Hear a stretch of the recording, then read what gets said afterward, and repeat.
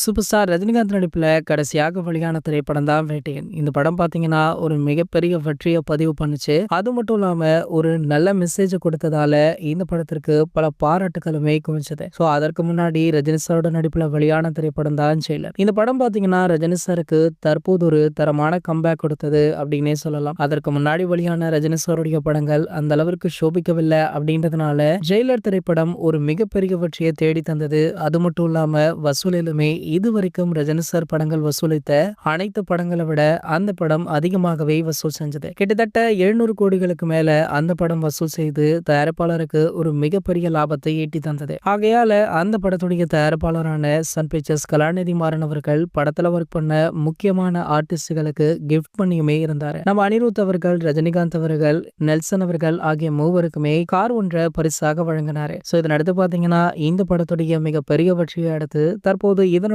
இரண்டாம் பாகம் ஸ்டார்ட் ஆகியிருக்கு. இந்த படத்துல ரஜினி சார் மட்டுமல்ல, படத்துல வந்த கெஸ்ட் ரோல் அனைத்துமே ரொம்பவே பவர்ஃபுல்லாக இருந்தது. குறிப்பாக சிவானாவுடைய கெஸ்ட் ரோல் வேற லெவல்ல பேசப்பட்டது. ரஜினிகாந்த் சாருக்கு எந்த அளவிற்கு மாசான காட்சிகள் அமைக்கப்பட்டிருந்ததோ அதே அளவிற்கு சிவராஜ்குமார் அவர்களுக்குமே ஒரு பக்காவான மாசான காட்சிகள் அமைக்கப்பட்டிருக்கு. ஆகையால இவருக்குமே இங்க ரசிகர்கள் ஏராளமாகிட்டாங்க. இந்த நிலையில அண்மையில சிவானா அவர்கள் கேன்சர் நோயால பாதிக்கப்பட்டு வெளிநாடுகளுக்கு சென்று சிகிச்சையுமே பெற்றிருந்தார். இந்த நிலையில பாத்தீங்கன்னா மீண்டுமே இந்தியா திரும்பிட்டாராம். படப்பிடிப்புல நடிக்க ஆரம்பித்து விட்டார் அப்படின்ற செய்தியுமே கிடைச்சிருக்கு. சோ அந்த வகையில ஜெயிலர் 2 படப்பிடிப்புல இவர் தற்போது இணைஞ்சிருக்காராம். மேலும் பாத்தீங்கன்னா இவர் கேன்சரால அவதிப்பட்ட போது சூப்பர் ஸ்டார் அவர்கள் ஆறுதலாக ஒரு சில வார்த்தைகளை பேசியிருக்காரு. சோ அது மட்டும் இல்லாம ஒரு சில உதவிகளையுமே பண்ணிருக்காராம். அது எல்லாத்தையுமே சொல்லி தற்போது நெகிழ்ச்சியாக பேசியிருக்காரு நம்ம சிவான் அவர்கள். இந்த தகவல் தான் தற்போது சமூக வலைதளங்கள்ல வைரலுமே ஆகிட்டு இருக்கு. இது போன்ற தலைவரை பற்றி வெளியாகும் அனைத்து செய்திகளுமே நீங்கள் உடனே தெரிஞ்சுக்க